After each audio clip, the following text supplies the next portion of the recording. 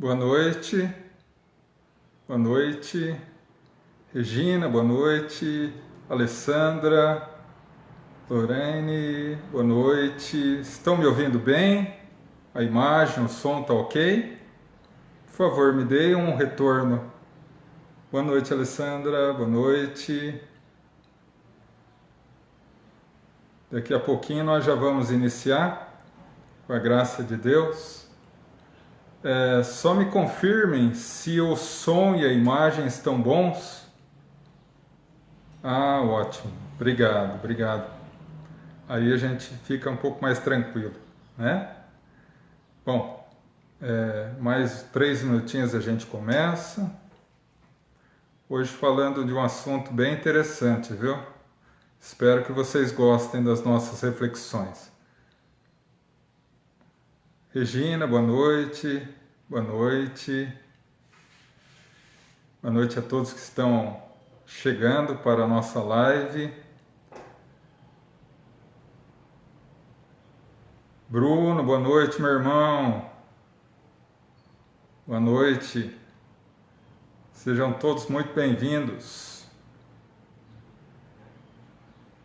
Com uma alegria renovada que nós estamos aqui mais uma vez para dar a nossa pequena parcela de contribuição a essa casa abençoada do Bezerra de Menezes.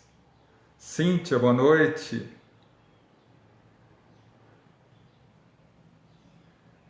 E, se Deus quiser, essa será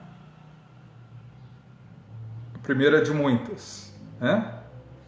Aliás, a segunda, né? Já tivemos uma primeira e estava conversando com a Jaque logo mais cedo e ela me fez o convite de participar mensalmente.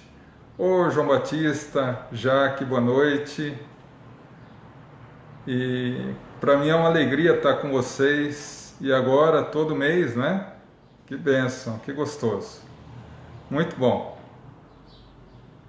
Obrigado, João, obrigado, Jaque. É sempre uma alegria estar com vocês. Um minutinho para que nós comecemos. Então vamos... Logo daqui a pouco nós vamos fazer a prece inicial. E logo após fazermos uma reflexão aí sobre o 5º mandamento, né? Até 6h45, no que nós encerramos com uma prece.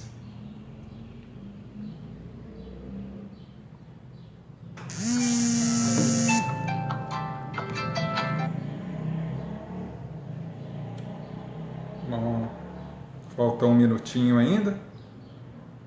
Bom, 6 horas, então vamos todos iniciar. Denise, boa noite a todos.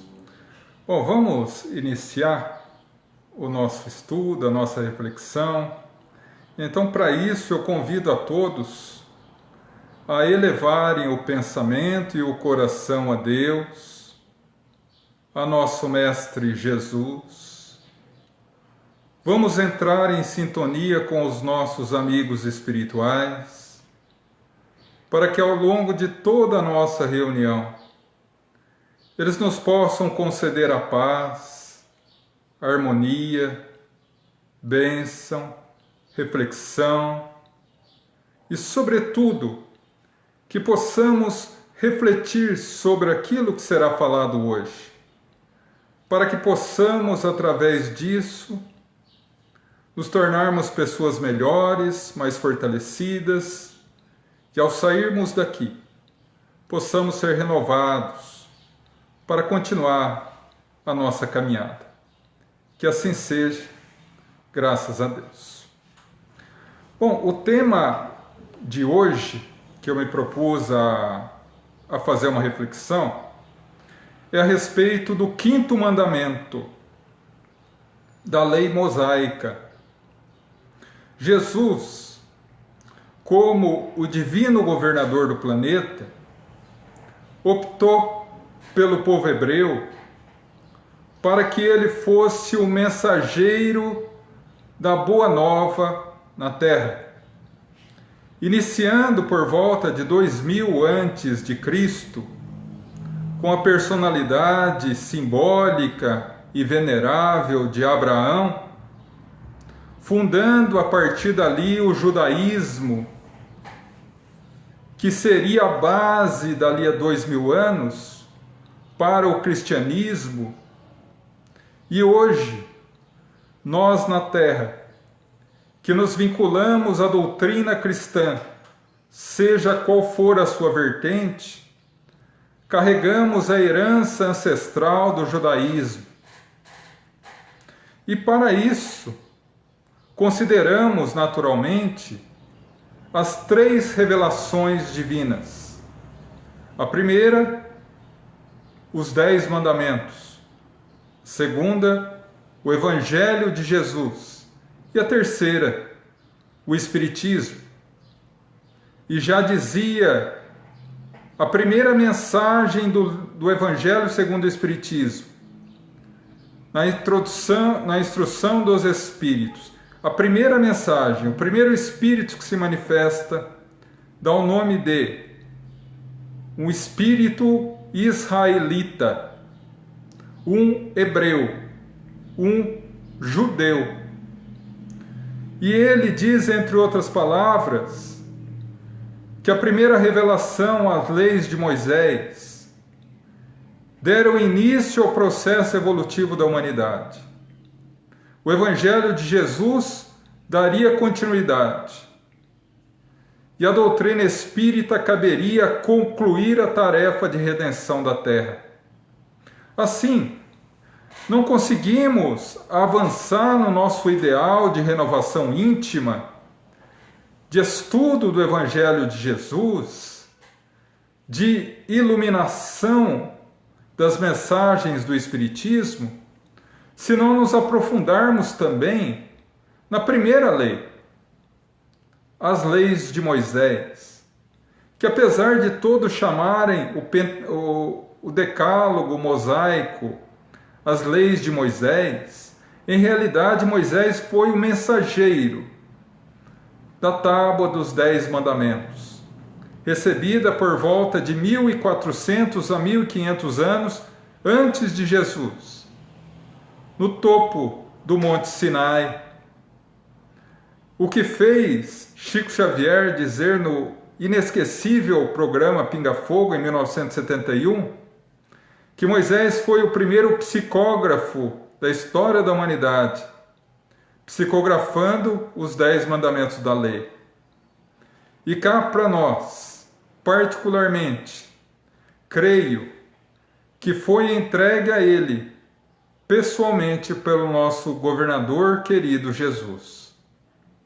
E ali, os 10 mandamentos, eles têm um objetivo muito próprio, que é ensinar a humanidade, à época infantil,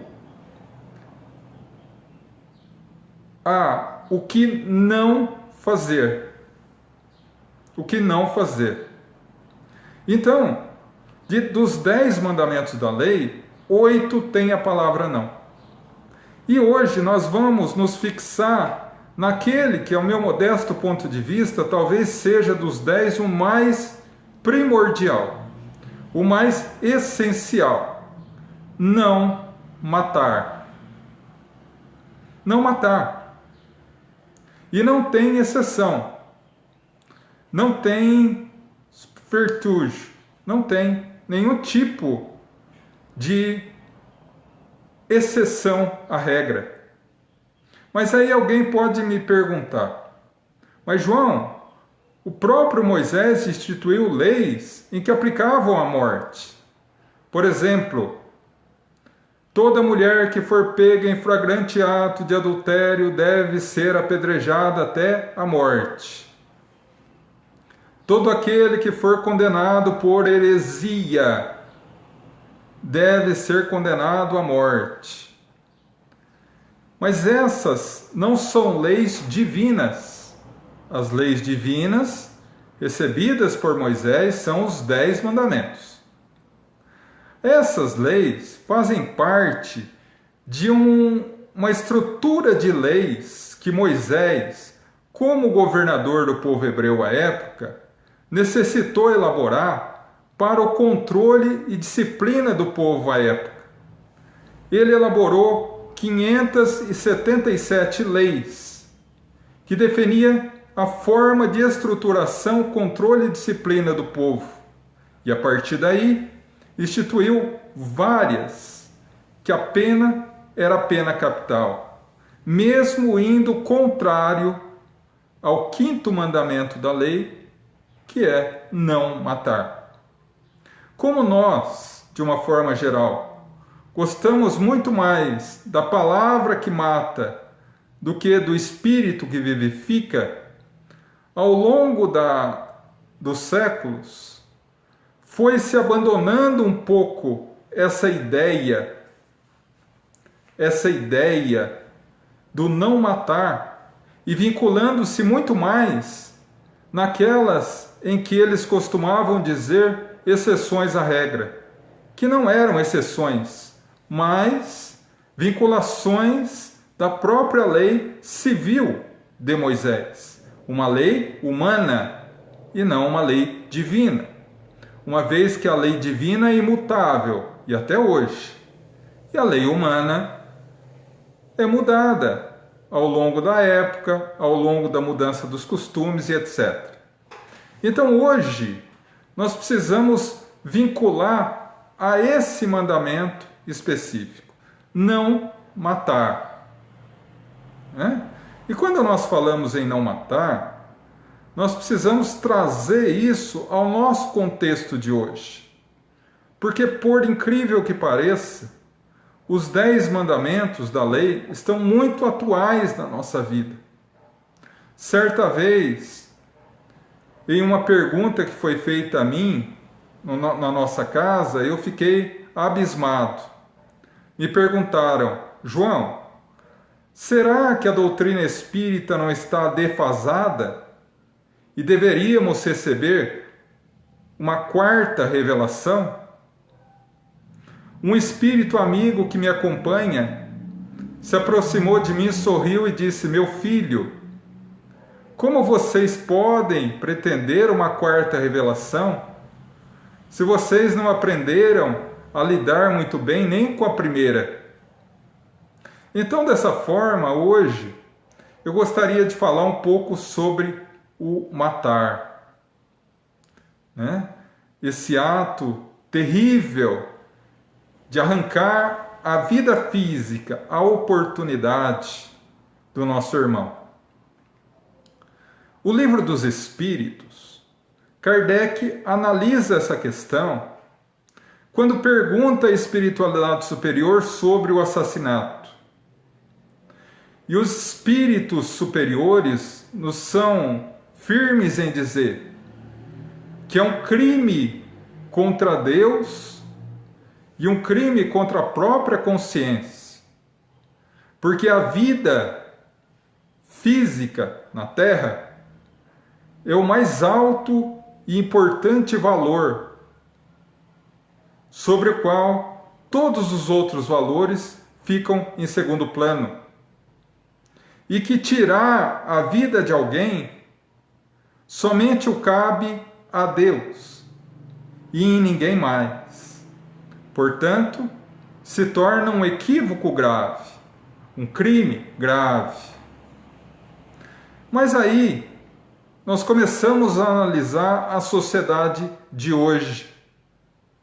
E não obstante 3.500 anos depois de instituída essa lei divina, não matar, 2.000 anos depois que foi instituída a lei do Cristo, a amar ao próximo como a si mesmo,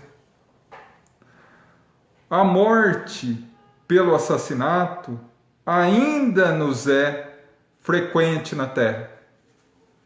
E aqui eu gostaria de analisar 3 vinculações do assassinato na nossa vida. Uma no início da encarnação, outra no transcurso da encarnação, e a terceira no fim da encarnação. Porque se nós formos analisar pela ótica da imortalidade da alma, alguém nos pode dizer: mas se somos imortais, qual seria o problema de extinguir a vida física de alguém se ele não morre? O Espírito de verdade já nos responde essa questão. Ninguém tem o direito de interromper uma vida. Ninguém sabe o momento que o indivíduo terá a necessidade de retornar ao mundo espiritual e qual a natureza das suas provas e das suas expiações. Então, dessa forma, ninguém pode atentar contra a vida de quem quer que seja. Mas vamos começar a analisar. A primeira vinculação sobre o não matar, que hoje ainda, infelizmente, é uma tônica, é uma consoante, é uma presença constante na sociedade humana, é o aborto. Interromper uma vida física no seu início. E quando nós falamos em aborto, a primeira coisa que nos vem à mente é a necessidade de afirmar que cada transgressão da lei, cada erro cometido, ele gera uma consequência conforme o grau de conhecimento do indivíduo. Quanto mais conhecedor, mais responsável. Quanto menos conhecedor, menos responsável. O é responsável, mas não de forma tão grave quanto aqueles que têm conhecimento anterior de causa. Então, quando nós falamos, por exemplo, sobre aborto, e existem mãezinhas que nos ouvem, e que por uma infelicidade acabaram praticando esse ato, por desespero, por falta de conhecimento, por não ter tido o conhecimento adequado do que é o aborto e quais são as suas consequências, acabaram cometendo. E acabam se mergulhando-se no pântano do remorso, quando descobrem, através da doutrina espírita, o que é realmente o aborto. Mas a essas mãezinhas deveremos esclarecer que Deus é infinito amor e misericórdia, que errou, todos nós erramos. O importante é que não foi com conhecimento de causa, que com toda certeza o filhinho amado perdoou e terá a oportunidade, quem sabe, de retornar com os próprios pais em uma outra oportunidade. Um outro ponto muito importante é analisar o fato de que não é apenas a mulher que comete aborto. Né? Porque geralmente nós falamos, a mulher cometeu o aborto. Não. O homem também comete aborto. Aquele companheiro que instiga a companheira. Aquele companheiro que a abandona, lhe deixando muitas vezes sem condições de uma força para reagir contra. Também comete o aborto. Mas em relação à doutrina, o que falar? No livro Missionários da Luz, André Luiz nos narra a reencarnação de Sigismundo, no capítulo 13. E ele deixa claro ali que o espírito se liga ao feto no momento da concepção, no momento em que o espermatozoide rompe a barreira do óvulo e juntam-se ou fundem-se na célula ovo ou zigoto, ali é o momento exato da ligação do espírito com o futuro corpo físico. Tudo o que ocorrer a partir dali é considerado a interrupção da futura vida física. Né? Então, precisamos ter esse limite muito claro para que possamos analisar realmente o que é e o que não é aborto. Né? Então, o aborto, ele é, segundo a lei civil brasileira, permitido em alguns casos. Né? Quais sejam? O aborto terapêutico, ou seja, aquele quando a gravidez leva a algum tipo de risco à mãe, a lei permite que seja feito o aborto. Segundo, quando a gravidez é fruto de estupro, como ocorreu no caso da menina de 10 anos há pouco tempo atrás. Recentemente também o STF autorizou o aborto de anencéfalos, crianças que nascem sem cérebro. Mas e a doutrina espírita? Diz o quê? Diz que o espírito se liga ao corpo no momento da fecundação e psiquicamente está vinculado à mãe desde então. Que a única exceção à regra é o aborto terapêutico. Ou seja, Kardec, ao fazer essa questão aos espíritos superiores, recebe a seguinte resposta: no caso em que a gravidez leve a risco a vida da mãe, é preferível manter uma vida já em curso do que uma vida nascente. Ah, João, mas há também o aborto espontâneo. O que dizer? Nós temos aí duas vertentes. Quando Kardec analisa essa questão no Livro dos Espíritos, os espíritos dizem que muitas vezes o espírito, já ligado ao óvulo ou ao embrião que se forma, como os laços espirituais que o ligam ao futuro corpo ainda são muito sutis, ele pode desistir, se arrepender da reencarnação e facilmente romper esses laços. Rompidos os laços, o espírito retorna ao mundo espiritual. E o corpo físico, em formação, sem a energia e o direcionamento do espírito, sucumbe, se tornando um natimorto, né? Ou um feto morto.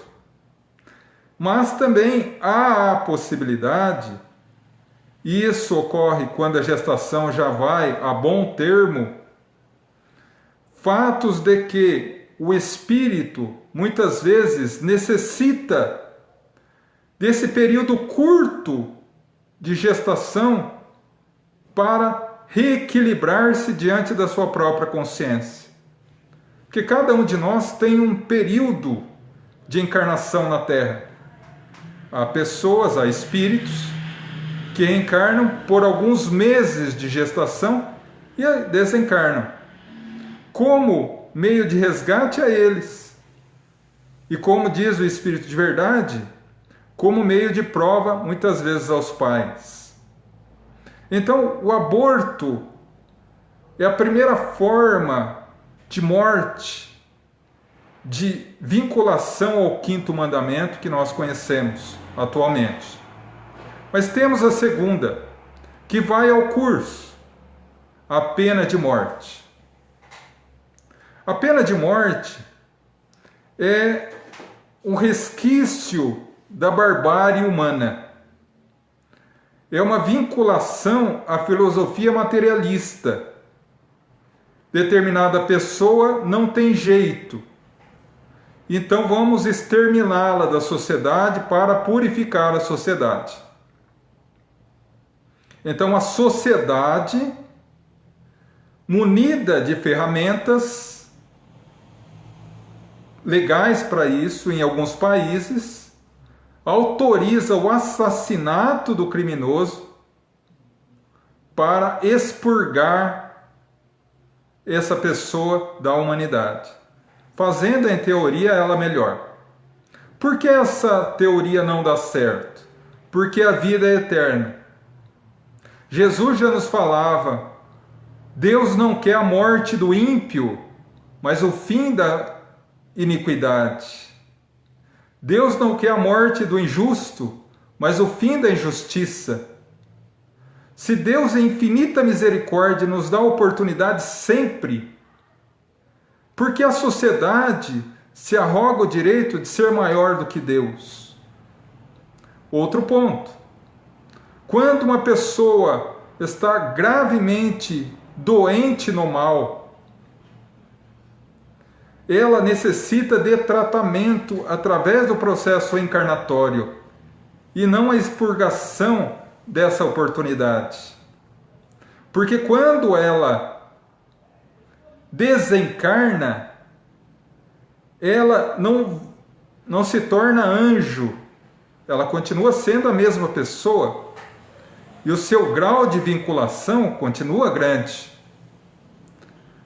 Uma mensagem muito bela do Evangelho segundo o Espiritismo, no capítulo sobre a reencarnação, diz que o ditado "morta a cobra, cessa-se o veneno" é mentira, porque a vida continua e os sentimentos positivos ou negativos também.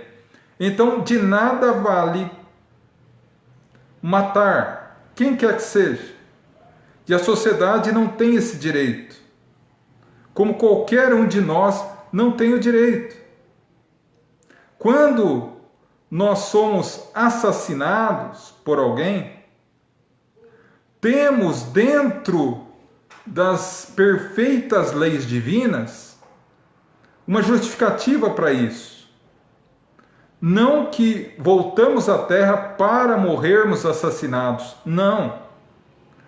Mas trazemos no nosso consciente, no nosso inconsciente, a necessidade de sair da Terra de forma trágica.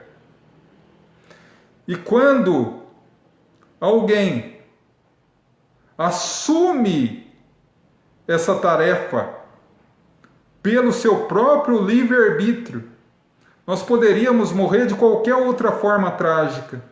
Mas quando a pessoa nos mata, ela assume para si uma responsabilidade que não era dela.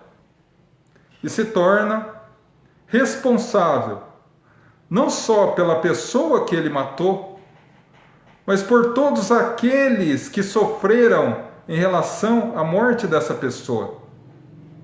Então a lei divina da imortalidade da alma quebra definitivamente a lei da pena de morte. E o espírito de verdade vai além. É um resquício da barbárie. Dia virá que a lei da pena de morte desaparecerá do planeta quando o homem evoluir. Né? Então, dessa forma, nós compreendemos que a pena de morte também não é válida. Quando nós sofremos um assassinato, de alguma forma tem uma justificativa, como eu falei. Quando eu mato alguém, ou quando eu faço mal a alguém, não é porque aquela pessoa necessitava. É como um ditado antigo e quase humorístico, que nós ouvíamos antigamente de alguns pistoleiros. Não, eu não mato ninguém, quem mata é a bala. Né? Então, não é bem assim. A pena de morte é algo que um dia será exterminado dos códigos legais da humanidade.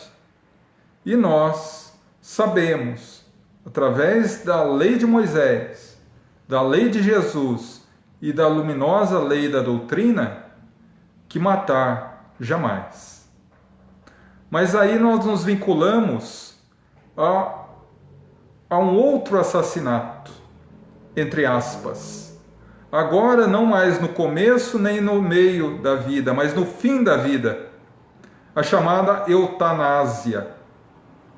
E naturalmente que ninguém pratica a eutanásia com consciência e vontade de praticar. Mais uma vez temos que trazer à pauta a infinita misericórdia de Deus, que sabe avaliar os nossos sentimentos mais profundos. Muitas vezes uma pessoa que crê no seu coração que a morte é o descanso, e que um familiar que está sofrendo terrivelmente uma doença terminal, que muitas vezes está vinculado apenas a aparelhos que prolongam o seu sofrimento, quem de nós pode se arrogar o direito de atirar a primeira pedra e simplesmente dizer é errado? A doutrina espírita, ao contrário, nos vem esclarecer. É uma atitude equivocada, mas não podemos utilizar essa informação como ferramenta de julgamento de quem quer que seja. E por que errado? Porque nós estamos na fase humana, trazemos dentro do nosso espírito a consciência que nos habilita o conhecimento do bem e do mal, o livre-arbítrio. E diante desse livre-arbítrio, nós nos conduzimos na nossa vida. E a partir daí, sofremos as consequências necessárias a cada ato que nós praticamos.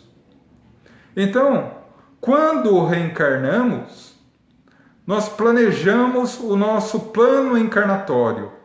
Aquilo que os nossos irmãos chamam de destino e que nós simpaticamente chamamos de plano de reencarnação, que não é rígido, como muitos imaginam, mas traz 4 pontos específicos.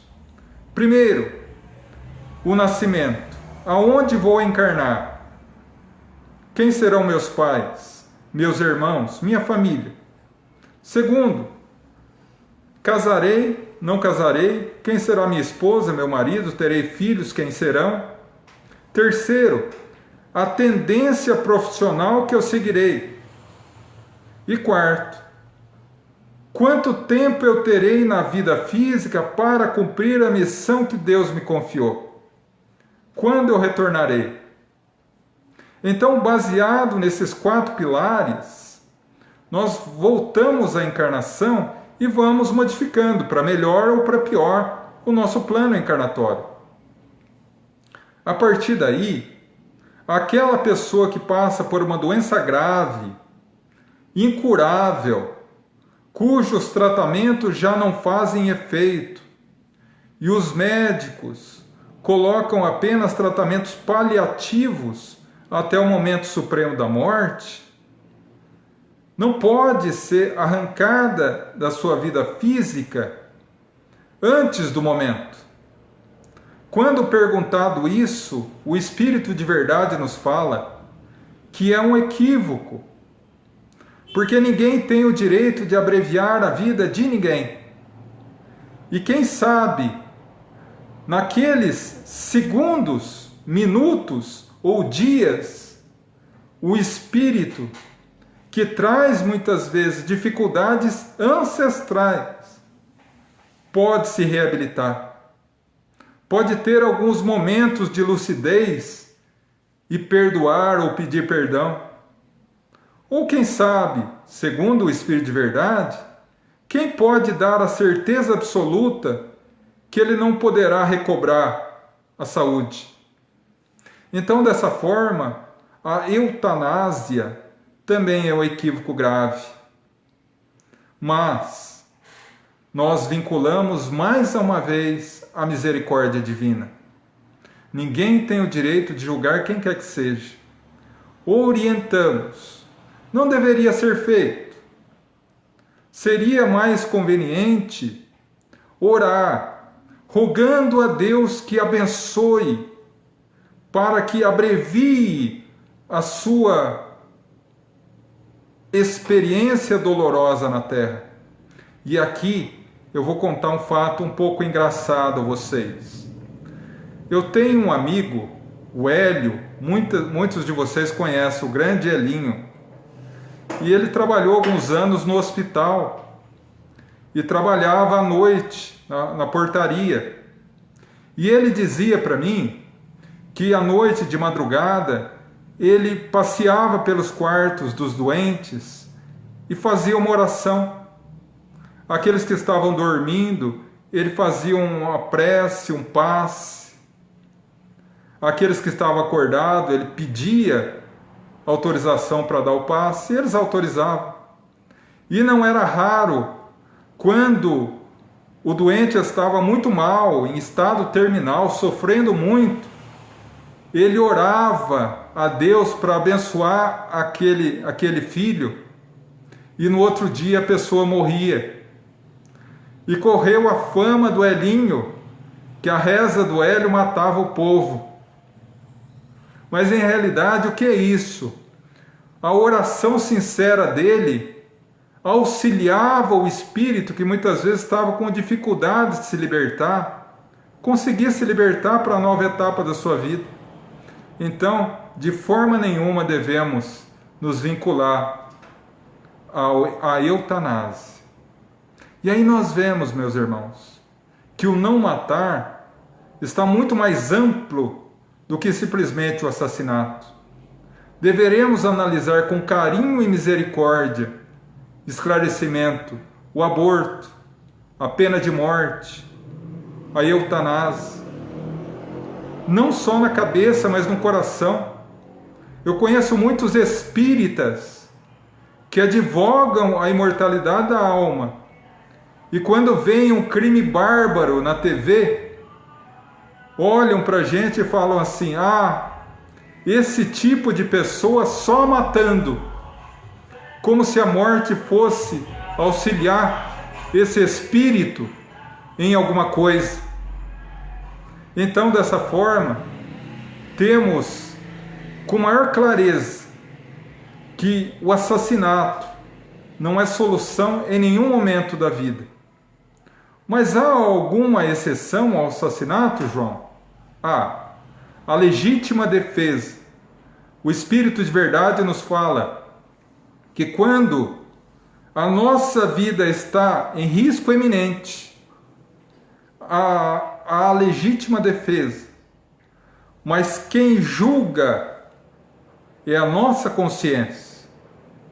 Se por um segundo o indivíduo percebe que poderia sair da situação incômoda sem matar e mata por uma vinculação de ódio, naquele momento, ele será responsável pelo crime. Agora eu gostaria de colocar mais um adendo. João, você falou da eutanásia. E naturalmente que nós comentamos em linhas gerais.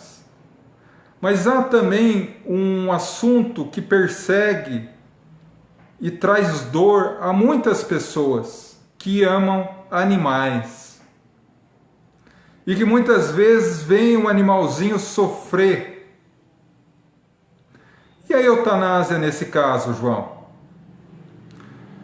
Bom, nós precisamos analisar que o fundamento para que a eutanásia não seja praticada na fase humana é que nós estamos vinculados à lei de causa e efeito e, portanto, temos um plano encarnatório complexo e vinculado ao nosso livre-arbítrio. Porque nós temos vinculados a nós a expiação, ou seja, a reparação de equívocos do passado. Na fase animal, eles não têm a consciência, portanto, não têm o livre-arbítrio e, por consequência, não estão vinculados à lei de causa e efeito.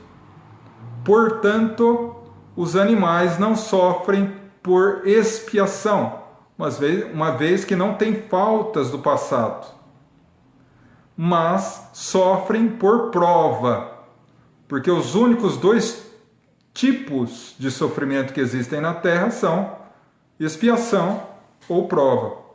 Então eles sofrem por possibilidade de evoluir mais rapidamente.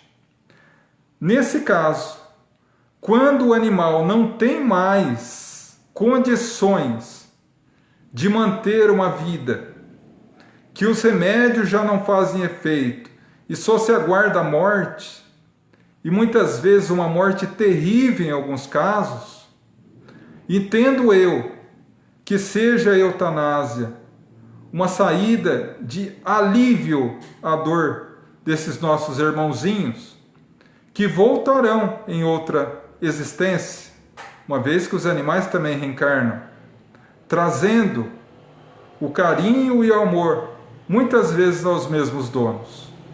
Então, só deixar esse adendo, né, para que pudéssemos analisar de forma mais ampla a eutanásia.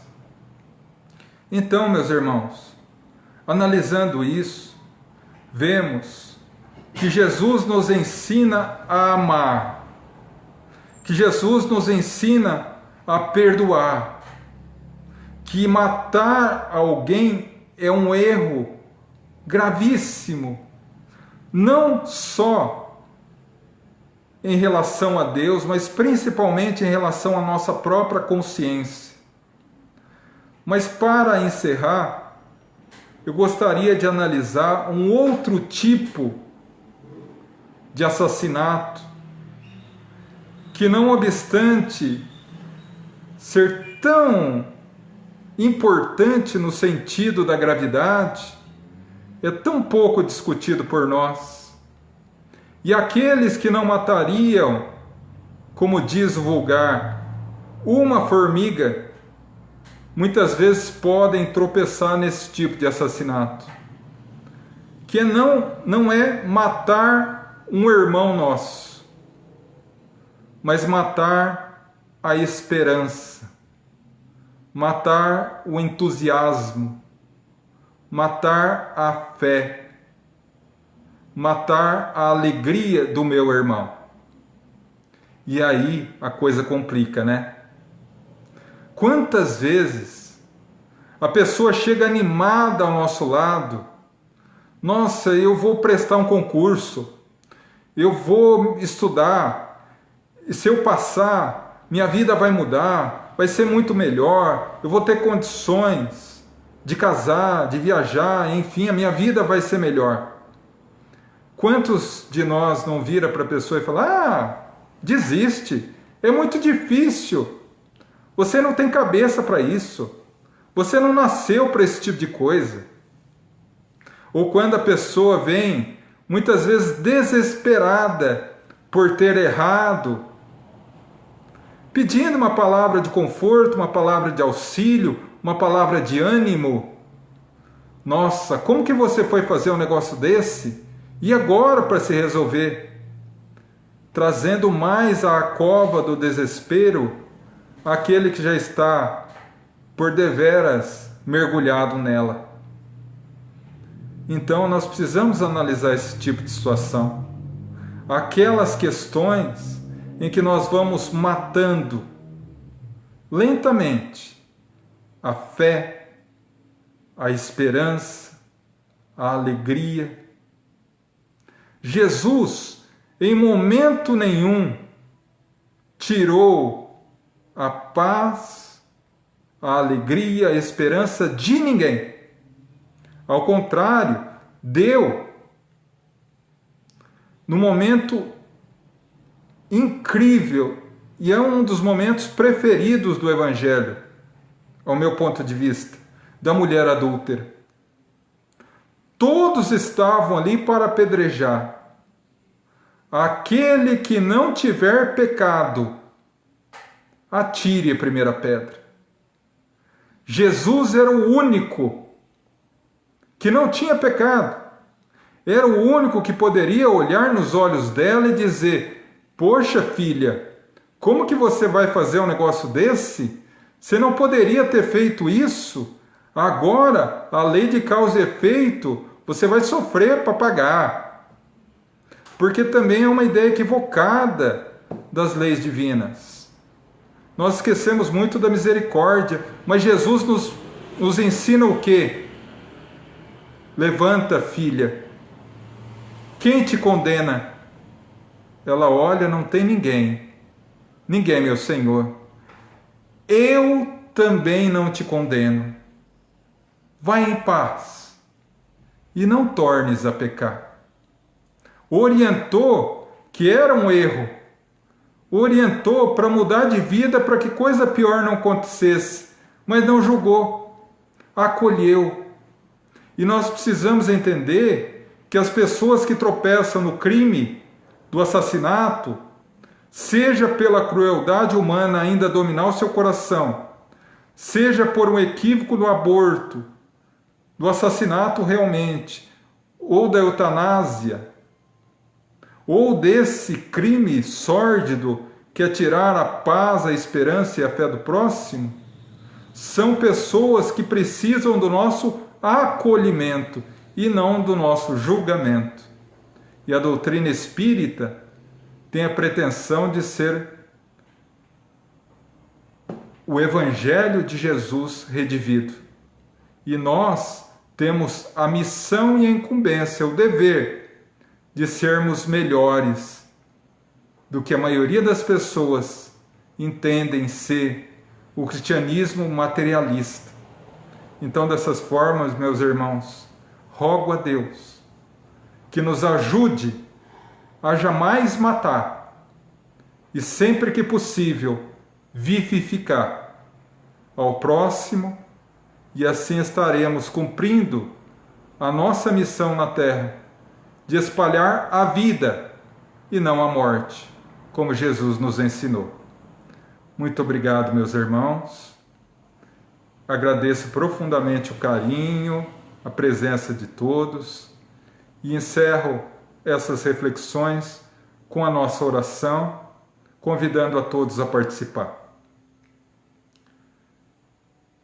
Deus, Pai misericordioso e bom, agradecemos a oportunidade desse convívio tão gostoso, que não obstante ser online, cada qual em seu lar, mas a energia e o aconchego do abraço do coração estão presentes. A alegria do reencontro está presente. Obrigado, Senhor. Obrigado por essa mensagem que o Senhor me confiou para que pudesse ser transmitida. E rogo que todos nós, principalmente eu, possamos assimilá-la para que possamos ter uma noite de luz e de paz e que amanhã acordamos renovados, fortalecidos no propósito de jamais matar, em hipótese nenhuma, levando a vida a quem quer que seja que cruze o nosso caminho. Que assim seja, graças a Deus.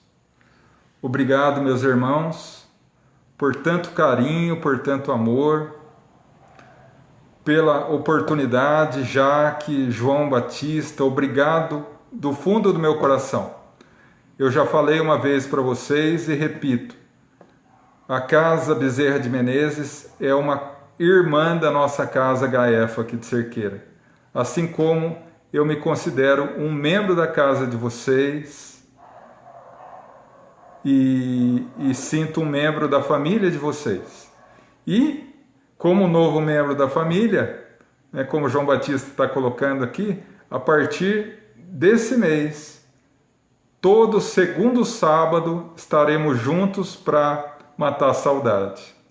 Obrigado do fundo do meu coração, amo demais todos vocês.